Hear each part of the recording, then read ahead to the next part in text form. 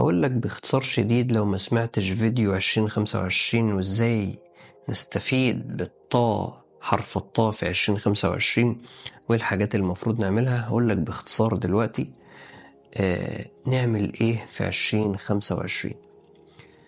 2025 هي علم التسعة وعلم حرف الطاء. حرف الطاء في علم الكتاب رقمه 9، فالطاء عندك 2. عندك علم الطاء التساعي رقمه 9 في علم الكتاب، وعندك علم الطاء النوراني وهو ذكر حرف الطاء في فواتح الصور في الحروف المقطعة، وده رقمه 4. يبقى عندك علم التسعة وعلم الطاء 4. انت محتاج الاتنين طاء دول في السنة، محتاج الاتنين طاء دول في السنة عشان تستفيد أكبر استفادة من السنة. أول حاجة تعملها عشان تستفيد بالطاء علم التسعة، ودي مهمة جدا وخلي بالك منها، عايزك تحقق السكون بأكبر قدر ممكن في حياتك. السكون هو النقطة اللي بدأ من عندها كل شيء، وبدأ من الصوت، وده الكلام ده شرحناه في كتاب ليلة القدر بالتفصيل، بس أنا هقول لك باختصار شديد.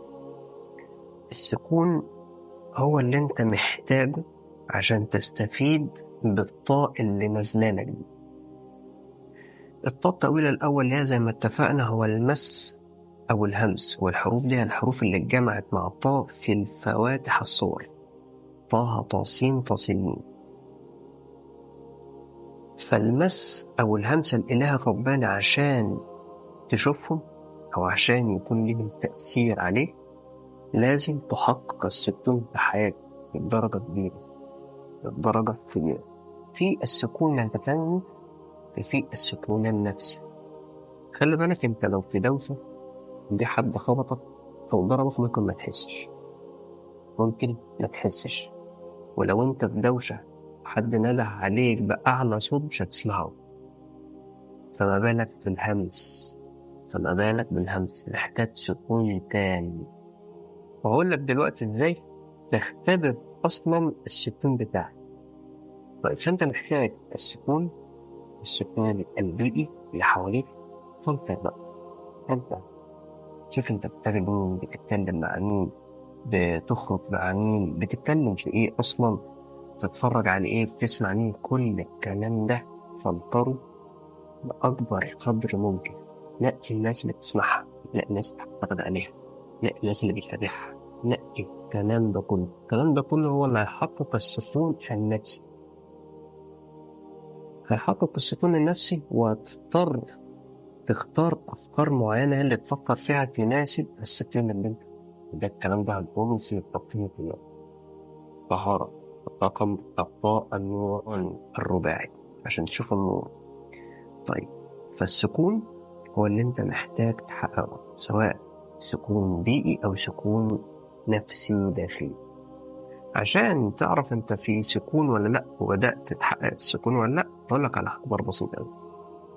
تيجي في الليل تتوضأ وتنوي ركعتين وتبدأ في الركعتين دول قيام ركوع سجود تحيات تسليم. في الركعتين دول ركعتين بس، في الركعتين دول مش عايزك تفكر في أي حاجة غير الله سبحانه وتعالى.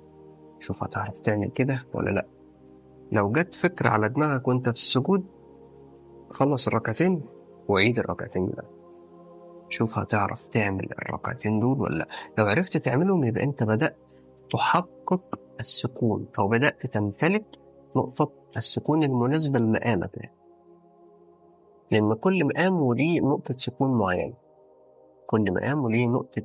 معينة.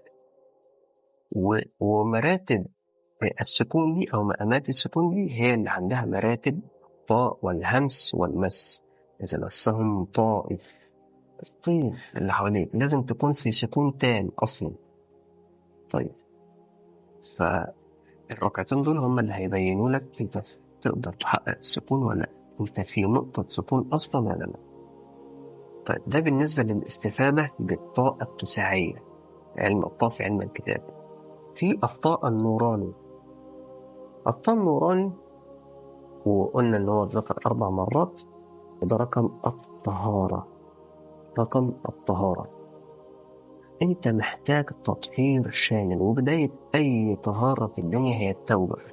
بداية أي طهارة في الدنيا هي التوبة، والطهارة بتبقى بالمية، بالنون اللي احنا اتكلمنا عليه. فالنون لما بيدخل عليه طابة القانون، بيبقى القانون الزن بتبقى في الأذن، وده جزء سر مهم جدا من علم الوصية اتكلمت عليه في كتاب حقيقة ليلة القدر، حقيقة ليلة القدر، و هنبقى نتكلم عليه باستفاضة إن شاء الله. فنحتاج تاني حاجة في التأثير النوراني، التأثير الطاقة النوراني، التطهير. والتطهير بيبدأ بالتوبة وباستخدام المية. يبدأ بالتوبة باستخدام المية. أديك دليل إن السنة دي هيكون فيها تطهير شامل للأرض، إن هيكون فيها برد للماء والثلج والبرد. دعاء النبي صلى الله عليه وسلم هيكون فيها برد غير مسبوق، هيكون فيها برد غير مسبوق في الأرض كلها. فأنت حاول توصل لنقطة الطهارة، نقطة الطهارة. فأنت محتاج سكون وطهارة. فرش دي الحاجتين اللي أنت محتاجهم في 2025. مهم جدا. فتاخدوش بكلام الترندات ونهاية العالم مش هنشوف خير تاني. الكلام اللي بيطلع ده، الكلام ده كله بيبقى من الطعم اللي الأجندات بره بيرموه للناس اللي هنا، عشان أكن يعني إن إحنا في حالة وعي. الناس بره لما بتلاقي أولياء الشيطان، لما بيلاقوا إن طبعا هم عندهم علم بالأرقام وبالحروف وبالسنين وبالفلك وبكل حاجة، ولذلك هم عملوا هدنة ليه؟ عشان عارفين تأثير الطل جاي، مش عشان حاجة يعني. لما بيلاقوا إن الوعي هيبدأ يوصل لدرجة معينة، مرحرمين طعم الشيطان يجي للناس من عن أيمانها. يجي الناس من أيمانها فيخشوا من سكة الدين. ده احنا كده في طريق وعي، احنا كده فاهمين، والناس تبدأ تطلع وتشرح خطط وبتاع كأننا كده احنا فهمنا يعني. لا، ده طعم الناس بترميه عشان الناس قبل ما توصل لدرجة معينة تتشتت، يحصل لها تشتت. فخلي بالكم، الخير هنشوفه والرزق هنشوفه، والسنة دي بتاعت استجابة الدعاء للكل. فاحسن الظن بالله سبحانه وتعالى. الطل نازلة دي طاقة ربانية إلهية، ما تشغلش بالك بالأحداث، اشغل بالك بوعيك وبسكونك وبطهارتك وبحسن ظنك بالله سبحانه وتعالى. هو له الملك والملكوت، هو له الملك والملكوت، هو له البطش والجبروت. الله سبحانه وتعالى. ركز مع الله سبحانه وتعالى، أحسن الظن به، ورزقك هيجي لك لحد عندك، وسعيك هتشوفه قدام عينيك كتأثير. ثم جئت على قدر يا موسى.